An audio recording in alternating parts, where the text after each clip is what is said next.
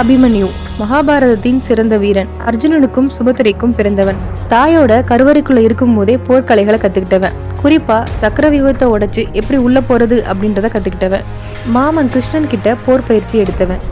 தன்னோட தாய் சுபத்திரையை விட திரௌபதி மேல பேரன்பு வச்சிருந்தா. திரௌபதியோட சபதம் நிறைவேற்றப்படணும் அப்படின்றதுக்காகவே சின்ன வயதிலேயே போர்க்களம் புகுந்தான். தன்னோட தந்தைமார்களை எதிர்த்து போரிட தயங்கும் துரோணாச்சாரியார், பீஷ்மர் போன்ற பெரியவர்களை எதிர்த்து தைரியமா போரிட்டான். சக்கரவியூகத்தை உடைச்சி உள்ள போக தெரிஞ்ச அபிமன்யுக்கு அதுலேருந்து எப்படி மீண்டு வருது அப்படின்றத கத்துக்கிறதுக்கு முன்னாடியே பாரத போர் தொடங்கிடுச்சு. கௌரவர்கள் அமைச்ச சக்கரவியூகத்துக்குள்ள சிக்கிக்கிட்ட அபிமன்யுக்கு வெளில வர தெரியாம போரிட்டு உயிர் துறந்தான். போருக்கு முன்னாடி உத்திரை அப்படின்ற இளவரசியை திருமணம் செஞ்சான். தன்னோட கரு உத்திரையோட வயிற்றுல இருக்கிறது தெரியாமையே போரில் இறந்து போனான். அபிமன்யு இறந்த பிறகு அவனுக்கு பிறந்த குழந்தைதான் பரிஷித்.